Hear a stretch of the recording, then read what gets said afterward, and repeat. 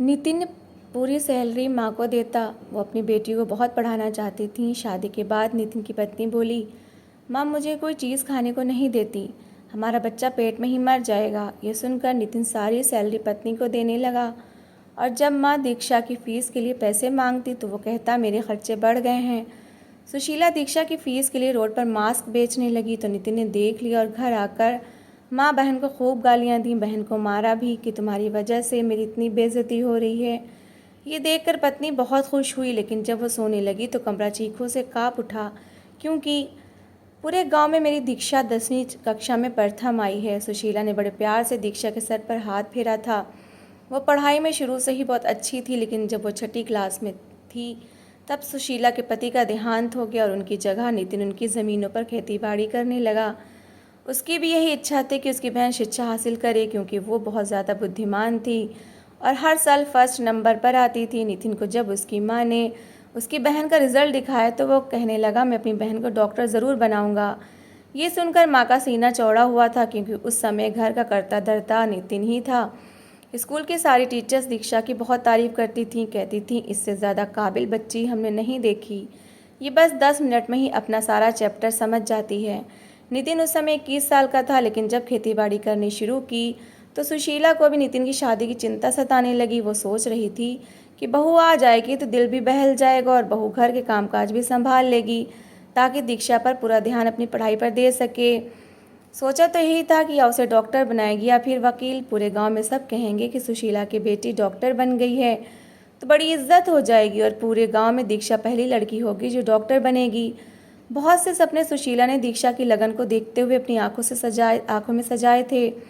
नितिन का रिश्ता देखने के लिए उन्होंने ज़्यादा छानबीन भी नहीं की थी। बड़ों से सुन रखा था कि पहला रिश्ता भगवान की तरफ से अच्छा होता है, इसलिए पहली बार बबीता को देखा तो आंखों को भा गई, तो उन्होंने रिश्ता तय कर दिया। रिश्ता तय होते ही शादी की तारीख भी रख दी। सुशीला ने ज़्यादा खर्चा नहीं किया था शादी पर, कम जोड़े ही बनाए थे, लेकिन बबीता के जोड़े एक से बढ़कर एक बनाए थे। ना तो बबीता के घर वालों पर ज़्यादा बोझ डाला था और ना ही खुद पर। फिर जमा पूंजी इतनी ज़्यादा भी ना थी कि इकलौते बेटे की धूमधाम से शादी करती।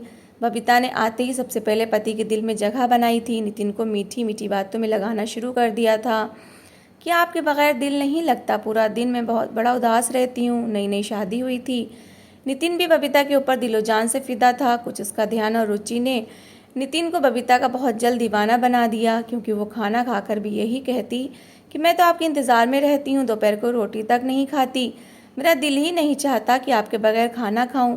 नितिन समझता कि शायद मेरी वजह से वो मेरे प्यार में दोपहर को भूखी रहती है। कभी जेब में उसके लिए गजरे डालकर ले आता, कभी फिंगर चिप्स जेब में डालकर चुपके से उसके लिए ले आता, कमरे में ले जाकर उसे दे देता ताकि माँ और बहन को ना पता चले, वरना उन्हें आपत्ति होगी या फिर उन्हें भी खिलाना पड़ेगा। इन दिनों नितिन का काम इतना अच्छा ना था कि वो इतने खर्चे अफोर्ड करता। जब बबीता ने देखा कि नितिन उसकी हर बात मानने लगा है, अपनी बहन माँ से चीज़ें भी छुपाकर उसे देता है, तो फिर उसने धीरे धीरे नितिन के दिल में बहन और माँ के लिए जहर भरना शुरू कर दिया। कहने लगी, रात को जो आप मेरे लिए बर्गर लेकर आए थे, माँ ने वो देख लिया था। जब आप खेतों पर काम करने गए थे तो माँ जी ने मुझे बहुत डांटा कि तुम क्या कोई कहीं की महारानी हो जो तुम्हारे लिए नितिन बर्गर लेकर आता है। हम माँ बेटी भी तो दाल सब्जी से गुजारा करते हैं। नितिन, आज के बाद आप ऐसा कुछ नहीं लाएंगे। ये कहते हुए उसने आंचल के किनारे से आंखें रगड़ी ताकि उसे लगे कि वो रो रही है। नितिन कहने लगा, ये क्या बात हुई, मैं अभी माँ से पूछता हूँ। वो कहने लगी, नहीं, भगवान के लिए माँ जी से कुछ मत पूछिएगा। आप माँ जी से पूछेंगे तो वो यही कहेंगी कि बहू ने आते ही बेटे को माँ और बहन के खिलाफ भड़का दिया। आपको नहीं पता, मैं तो मुफ्त में मारी जाऊंगी, बर्बाद हो जाऊंगी, बस आप रहने दें। आप मेरे लिए कुछ नहीं लाया करो, जो दाल सब्जी सब खाते हैं मैं भी खा लिया करूंगी। मेरा क्या है, जब मायके जाया करूंगी तो अपनी इच्छाएं पूरी कर लूंगी। हम जैसी लड़कियों की किस्मत ऐसी ही होती है, बाप भाई के पैसों से ही हमारी इच्छाएं पूरी होती हैं। और फिर आपकी माँ तो शादी से पहले ही कह चुकी थी कि नितिन के सर पर दीक्षा की जिम्मेदारी है, इसलिए मैं शादी पर ज़्यादा खर्चा नहीं करूंगी और ना ही बबीता पर। ये सुनकर नितिन के दिल में एक गांठ सी बन गई थी। उसे लगता था कि जैसे बबीता के साथ ज्यादती की जा रही है। हालांकि सुशीला का व्यवहार अपनी बहू के साथ बहुत अच्छा था। वो दिन भर ज़्यादातर किसी काम को हाथ नहीं लगाती थी, लेकिन जैसे ही विपिन के घर आने का समय होता तो बबीता फटाफट आटा गूंदने लगती, हांडी में चम्मच चलाने लगती। दीक्षा को बर्तन मांज रही होती तो उससे कहती, तुम रहने दो, बर्तन मैं धो देती हूँ, तुम जाकर अपनी पढ़ाई करो। तुम्हारी पढ़ाई बहुत ज़रूरी है, तुम्हारी माँ और तुम्हारे भाई का सपना भी है कि तुम अच्छा पढ़ो। दीक्षा बेचारी अपने कमरे में चली जाती। सुशीला भी देखती कि चलो अगर बहू किसी काम को हाथ लगा रही है तो कर ले।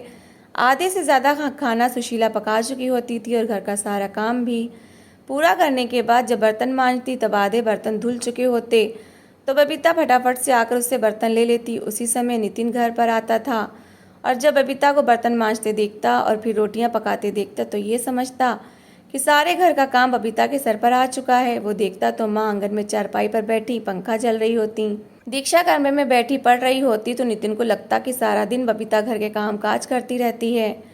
नितिन गांव के चौधरी की ज़मीनों पर खेतीबाड़ी करता था और महीने की जो भी सैलरी उसे मिलती थी वो लाकर अपनी माँ के हाथ में रख देता। गांव में बस एक ही इंग्लिश मीडियम स्कूल था जहाँ चौधरी और बड़े बड़े अमीर लोगों के बच्चे पढ़ते थे। वहीं पर दीक्षा भी पढ़ती थी और इन सब बच्चों में ख़ास जगह बना चुकी थी। सुशीला भी सबसे पहले दीक्षा की फ़ीस के पैसे अलग करती, क्योंकि इस इंग्लिश मीडियम स्कूल के पैसे बहुत ज़्यादा थे। वजह ये थी कि गांव में सिर्फ एक ही इंग्लिश मीडियम स्कूल था। बाद में जो भी पैसे बचते वो घर के खर्चों में खर्च हो जाते। नितिन की शादी को 5-6 महीने गुजरे थे कि जब बबीता की तबीयत ख़राब हो गई, उसे उल्टी आने लगी। सुशीला ने उसे दाई को दिखाया तो दाई ने उसके प्रेग्नेंट होने की खुशखबरी सुना दी। सुशीला भी बहुत खुश थी, कहने लगी तुम अब भारी काम मत करना, मैं और दीक्षा संभाल लेंगे। जब से बबीता को ये पता चला कि वो प्रेग्नेंट हो चुकी है उसका तो नखरा ही नहीं ख़त्म होता था। नितिन भी बहुत ज़्यादा खुश था। बबीता से कहने लगा कि कोई ज़रूरत नहीं है तुम्हें कामकाज करने की, बस तुम आराम करो, मेरे बच्चे का ख्याल रखो। बबीता जो चाहती थी वो नितिन के दिल में जगह बना चुकी थी। नितिन अब बबीता की ही बात सुनता था। उसे ना तो सुशीला की इतनी चिंता रही थी और ना ही दीक्षा की चिंता थी, बस बबीता की चिंता रहती थी। एक बार जैसे नितिन घर पर आया तो बबीता उसे देखकर अपना सर पकड़कर कहने लगी मुझे बहुत चक्कर आ रहे हैं। ये कहकर वो गिरने का ड्रामा करने लगी।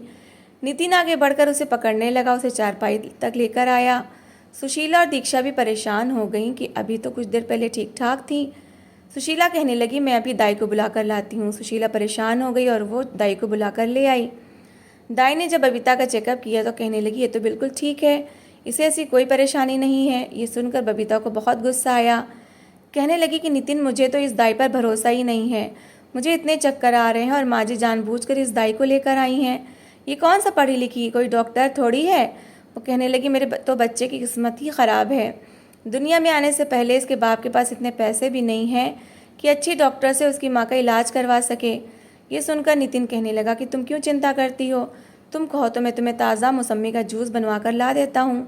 वो कहने लगी रहने दो, कोई बात नहीं, तुम्हारी बहन के महीने की फ़ीस 4-5 हज़ार जाती है, फिर उसके अपने नखरे इतने हैं। ऐसे प्राइवेट और इंग्लिश मीडियम स्कूलों के नखरे बहुत होते हैं, तुम वहीं पूरे करो तो ठीक है, मेरा क्या है, मुझे तो दाई के हवाले कर दिया जाएगा। अगर देखा जाए तो हमारे गांव में छोटा सा अस्पताल भी है और औरतों के लिए डिलीवरी के केस भी किए जाते हैं, लेकिन जाहिर है डॉक्टर की फ़ीस मेरे लिए कौन भरेगा। तुम तो बस अपनी माँ बहन की इच्छाएं पूरी करो तो अच्छा है। मुझे तो घर में नौकरानी बनाकर लाया गया है, मुझे भला क्यों डॉक्टर को दिखाया जाएगा, मैं तो फिजूल हूँ और मेरा होने वाला बच्चा भी। इन्हें बस दाई पर भरोसा है, भला दाई ने कौन सी डॉक्टरी पढ़ी है। मेरा तो सर फटा जा रहा है, जी मतलाया जा रहा है, पूरा दिन मुझसे कुछ खाया नहीं जाता। आप बस अपनी बहन की पढ़ाई की चिंता करो। ये कहकर बबीता ने आंसू बहाने शुरू कर दिए। नितिन कहने लगा अभी घूंघट लो, मैं तुम्हें अभी डॉक्टर के पास लेकर जाता हूँ। लेडी डॉक्टर इस गांव में बस एक ही थी, उसकी फ़ीस भी बहुत ज़्यादा थी, 500 रुपये। उसने चेकअप किए और फिर दवाइयाँ देकर कहने लगी अपनी पत्नी को आराम करवाओ, क्योंकि कमरे में चेकअप के बहाने बबीता ने जाकर यही कहा था कि मेरी सास बहुत जालिम है, मुझसे बहुत काम करवाती हैं। अगर आप मेरे पति के सामने कह दें कि इसे आराम करने दो तो हो सकता है कि मुझ पर कुछ तरस खाया जाए। डॉक्टर ने वही बात नितिन को भी बता दी और नितिन ने घर आकर माँ को कठोर स्वर में कहा था कि आज के बाद बबीता किसी काम को हाथ नहीं लगाएगी। बबीता बहुत ही तेज़ तर्रार औरत थी। सुशीला कहने लगी कि दिन भर ये करती क्या है। बबीता कहने लगी आप चुप रहें, मैं माँ की बहू नहीं बेटी बनकर आई हूँ। वो कहने लगा ठीक है, लेकिन तुमने सुना ना डॉक्टर ने क्या कहा है, अब कोई काम तुम नहीं करोगी। तो सुशीला कहने लगी ठीक है, काम मैं और दीक्षा कर दिया करेंगे। बबीता ने देखा कि इस तरह तो नितिन के दिल में माँ बहन की मोहब्बत दोबारा से जाग जाएगी, इसलिए जैसे नितिन के आने का समय हुआ तो वो सुशीला से कहने लगी कि ऐसा करिए, सब्ज़ी और प्याज मुझे दे दीजिए, मैं आपको काट कर दे देती हूँ, पका आप लीजिएगा। सुशीला ने चारपाई पर बैठी बबीता को सब्ज़ी और प्याज टमाटर पकड़ा दिए उसने सारी सब्जी काट दी। जैसे नितिन घर में आया तो सर पकड़कर बैठ गई और अपने कंधे दबाने लगी। जब नितिन ने देखा कि सब्जी बबीता ने काटी है तो उसने सब्जी का तसला पकड़ा और ज़मीन पर खींचकर मारा और सुशीला से कहने लगा, माँ आखिर आप चाहती क्या है कि मेरा बच्चा मर जाए? जब मैंने कहा कि बबीता कोई काम नहीं करेगी तो इसका मतलब कोई भी काम नहीं करेगी। सुशीला तो बेटे के तेवर देखकर ही हैरान थी। उसने तो बहू को बड़े प्यार से रखा था, उसका ख्याल भी बहुत रखती थी। नितिन बबीता को कमरे में ले गया। वो कमरे में गई तो नितिन के सामने रोने लगी। सारा खर्चा माँ जी के हाथ में होता है, वो जैसा चाहे मेरे साथ व्यवहार करें। ये तो तुमने आज कह दिया, लेकिन तुम नहीं जानते कि इसका भुगतान मुझे कैसे भुगतना पड़ेगा। तुम तो सुबह सवेरे ही खेतीबाड़ी पर चले जाओगे और पीछे माँ जी मुझे ताने देती रहेंगी। माँ जी ने तो मुझे साफ कह दिया कि मैं अपनी बेटी की पढ़ाई पर अपना सब कुछ भी बेचना पड़ा तो बेच दूंगी और इसे डॉक्टर ज़रूर बनाऊंगी। भला मेरी क्या हैसियत रह जाती है? पूरा दिन उल्टियाँ कर करके मेरे पेट में कुछ भी नहीं बचता। इस तरह तो मेरा बच्चा मेरे पेट के अंदर ही मर जाएगा। ये सुनकर नितिन को बहुत गुस्सा आया। कहने लगा, आज के बाद मैं सारी सैलरी तुम्हारे हाथ में रखूँगा, लेकिन मेरे बच्चे को कुछ नहीं होना चाहिए। तुम इसका ख्याल रखोगी। वो आंसू बहाने लगी। कहने लगी, तुम्हारी माँ कहाँ ये सब कुछ बर्दाश्त कर सकती हैं? नितिन ने अगले महीने की सैलरी अपनी माँ के सामने ही बबीता के हाथ में रखी थी। कहने लगा कि अपने खाने पीने का खूब ख्याल रखना, मेरा बच्चा कमज़ोर नहीं होना चाहिए। ये सुनकर सुशीला भी कहने लगी, बेटा मैंने आज तक कभी बबीता को किसी चीज़ की कमी नहीं होने दी। नितिन कहने लगा, अगर आपने मेरी पत्नी का ख्याल रखा होता तो आज इसका ये हाल ना होता। आपको तो बस दीक्षा की ही नज़र आती है। नितिन के मुंह से ये सब बातें सुनकर माँ बहुत परेशान हुई थी। अब उन्हें खर्चे के लिए बहू के सामने हाथ फैलाने पड़ते थे और बबीता यूँ थी कि जैसे सारे घर पर उसी का कब्जा हो। दीक्षा पर रौब जमाने लगी। कहने लगी, तुम क्या किताबों में घुसी रहती हो? चलो जाकर मेरे लिए दूध गर्म करके लाकर दो, मेरा सर बहुत चकरा रहा है। दीक्षा फ़ौरन से किताबें बंद करती और बबीता को दूध गर्म करके उसके कमरे में पहुंचाती। अब तो घर के सारे काम दीक्षा के ज़िम्मे हो गए थे। इसके बावजूद बबीता उसे टिकने नहीं देती थी। कभी कहती मेरे पैर दबाओ, कभी कहती हाथ दबाओ, अब मेरे सर में दर्द है मेरा सर दबाओ। पहली बार दीक्षा के नंबर अपने टेस्ट में कम आए थे और वो रोए जा रही थी। सुशीला को भी बहुत गुस्सा आया था। नितिन घर पर आया तो दीक्षा को रोते हुए देखकर पूछने लगा तो वो कहने लगी कि मैं सारा दिन घर के काम करती रहती हूँ, इसलिए मेरा टेस्ट बहुत ख़राब हुआ है। टीचर ने मुझे डांटा भी है। उसे तो लगा था कि वो भाई को बताएगी तो भाई उससे कहेगा कि तुम अपनी पढ़ाई पर ध्यान दो, लेकिन नितिन तो उल्टा उसे डांटने लगा। कहने लगा, मैं तुम्हारे खर्चे नहीं भर सकता, मैंने ठेका नहीं ले रखा कि तुम लोगों की गुलामी करता रहूं। अरे मेहनत कर करके आता हूं और घर आते ही मुझे शिकायतें सुनने को मिलती हैं। मैं सुकून चाहता हूं, घर आऊं तो मेरी पत्नी काम करती हुई मुझे नज़र आती है। पूरा दिन तुम बस किताबों में जूझी रहती हो, बस तुम्हें तो जैसे कोई काम ही नहीं है। इतनी बड़ी हो गई हो, ना तो तुम्हें मेरी पत्नी का एहसास है और ना ही मेरा कि मैं कितनी मेहनत से पैसे कमाता हूँ। मैं पैसे इसलिए नहीं कमाता कि तुम्हारे महंगे स्कूल की फ़ीस भरूं। मेरे अपने भी खर्चे बहुत ज़्यादा बढ़ गए हैं, मैं फजूल खर्च बर्दाश्त नहीं कर सकता। ऐसा करो, स्कूल छोड़ दो, क्योंकि मेरा बच्चा होने वाला है और मैं अपनी पत्नी को दाई के हवाले नहीं करूँगा। मैं उसे अच्छे अस्पताल में लेकर जाऊँगा और डॉक्टर से ही डिलीवरी कराऊँगा। ये सुनना था कि सुशीला भी नितिन को हैरत से देखने लगी। कहने लगी, क्या तुम वही बेटे हो जिस पर मैंने सारी मोहब्बत निछावर की थी, जो कहता था कि माँ मैं तुम्हारे और दीक्षा की जिम्मेदारी को सारी ज़िंदगी निभाऊंगा, और आज तुम्हारे पास बहन की फ़ीस देने के लिए पैसे नहीं हैं। सोचो कि अगर ये डॉक्टरनी बन गई तो कल को तुम्हें ही फ़ायदा पहुँचेगा। वो कहने लगा, माँ बस कर दो, मैं अपने बच्चे के बारे में कुछ ना सोचूं, सारा पैसा इस पर लगा दूं। पहले इसकी पढ़ाई पर लगाओ, इसको डॉक्टर बनाऊं और जब फ़ायदा मिलने का समय आएगा तब आपको इसकी शादी की चिंता लग जाएगी और आप इसकी शादी कर देंगी। जो भी फ़ायदा होगा दीक्षा को होगा या इसके बच्चों को। मुझे इसके डॉक्टर बनने से कोई फ़ायदा नहीं है। इससे अच्छा ये नहीं कि मैं अपने बच्चे पर पैसे लगाऊं। नितिन की बातें सुनकर सुशीला भी सर पकड़कर बैठ गई। उसने सोचा भी नहीं था कि उसका आज्ञाकारी बेटा कभी ऐसी बातें भी कर सकता है। दीक्षा को भी भाई से ऐसी उम्मीद न थी। बबीता का सिक्का चल चुका था। नितिन वही करता था जो बबीता कहती थी। कहता था, बबीता ज़मीन पर पैर भी नहीं रखेगी, सारे काम आपको करने पड़ेंगे। अगर मेरे घर में रहना है तो वैसे रहो जैसे मैं चाहता हूँ। सुशीला तो बेटे के बदले हुए तेवर देखकर रोने लगी थी। उसे उम्मीद नहीं थी कि नितिन इतनी जल्दी ये रंग भी दिखा सकता है। अगला महीना शुरू हुआ तो दीक्षा की मिस ने फ़ीस का कहना शुरू कर दिया। आज तक कभी ऐसा नहीं हुआ था कि दीक्षा की फ़ीस देर से भरी गई हो, लेकिन इस बार ना माँ के पास पैसे थे और ना ही दीक्षा के पास। वो बहुत परेशान थी। अभी 12वीं कक्षा में थी और पढ़ने में भी बहुत अच्छी थी। सुशीला सारे घर का काम करने लगी थी और जैसे ही दीक्षा स्कूल से आती तो बाकी का काम वो करने लगती। बबीता ना तो किसी काम को हाथ लगाती थी और ना ही उन्हें चैन से रहने देती थी। माँ बेटी खाना खाने लगती तो कहती, हाँ हाँ, मेरे पति की कमाई खा खा कर पल रही है और एक मैं हूँ, मेरे खाने की किसी को चिंता ही नहीं। हालांकि सबसे पहले खाना बनाकर सुशीला बबीता को ही उसके कमरे में जाकर देती थी, लेकिन वो कहने लगी, अभी मेरा दिल नहीं चाह रहा, अभी मेरी तबीयत ठीक नहीं, मैं बाद में खाना खाऊंगी। जैसे दीक्षा स्कूल से आई भूख से बेहाल थी, खाना खाने लगी तो बबीता बाहर आ गई और आकर दोनों माँ बेटी पर शुरू हो गई। कहने लगी, तुम दोनों जो चाहती हो वो मैं होने नहीं दूंगी, मैं अपने पति की कमाई तुम लोगों पर नहीं लुटाऊंगी। सुशीला भी बहुत परेशान थी। उन्होंने अपनी पड़ोसन से बात की तो वह कहने लगी कि वो घर में ही मास्क बनाती हैं और गांव में बाज़ार में बेच कर आती हैं, इससे अच्छे पैसे जमा हो जाते हैं और वो अपने घर के काफ़ी खर्चे भी पूरे कर लेती हैं। सुशीला ने भी दीक्षा के साथ मिलकर मास्क बनाने शुरू कर दिए और उसे ले जाकर बाज़ार में बेचने लगी ताकि दीक्षा की फ़ीस का इंतज़ाम हो सके, क्योंकि बबीता दीक्षा की फ़ीस के पैसे नहीं देती थी। एक बार नितिन अपने दोस्तों के साथ जब गांव के बाज़ार में गया और उसने देखा कि उसकी माँ वहाँ पर मास्क बेच रही हैं, तो उसके दोस्तों ने उसका बड़ा मजाक उड़ाया कि तुम्हारे होते हुए तुम्हारी माँ को ये काम करना पड़ रहा है। ये सुनकर तो नितिन को बहुत गुस्सा आया। अपनी माँ को ज़बरदस्ती घर ले गया। अपनी माँ को बहुत गालियाँ गलौज देकर कहने लगा कि तुम दोनों माँ बेटी ने मेरी इज्जत की अर्थी निकाल दी है, गाँव वालों के सामने मुझे बेइज्जत करके रख दिया। उसने दीक्षा पर हाथ उठाने से भी परहेज़ नहीं किया था। कहने लगा, सब कुछ इस मनहूस की वजह से हो रहा है, इसकी पढ़ाई ने मुझे सबके सामने शर्मिंदा करवा कर रख दिया। उसने दीक्षा की सारी किताबें ली और सारी की सारी किताबें जला दी। दीक्षा रोने लगी और अपनी किताबें उठाने की कोशिश करने लगी। उसके हाथ जलने लगे, लेकिन नितिन को उस पर तरस नहीं आया। बबीता की तो जैसे दिल की मनोकामना पूरी हुई थी। वो अपने कमरे में बैठी हंस रही थी, खुश हो रही थी। सुशीला भी रोए जा रही थी। दीक्षा के हाथ बुरी तरह से जल चुके थे। भाई से मार भी पहली बार खाई थी।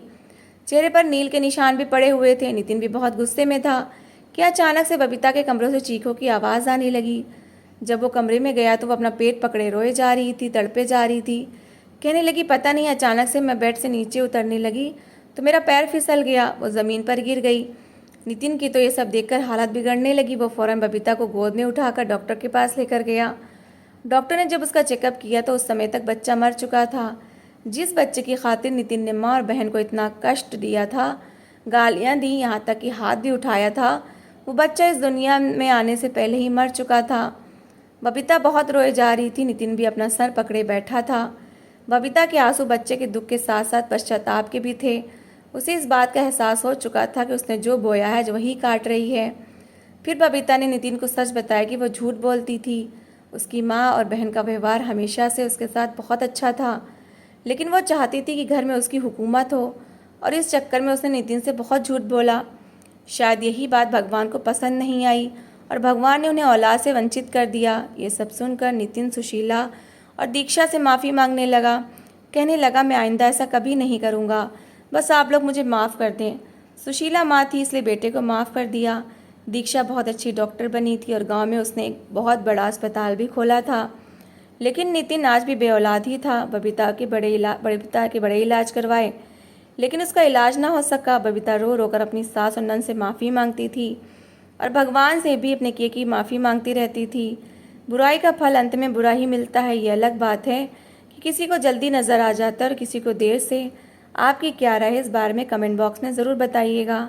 तो दोस्तों, इस कहानी को लेकर आपकी क्या राय है कमेंट बॉक्स में ज़रूर बताइए। और अगर कहानी अच्छी लगी हो तो प्लीज़ लाइक करें।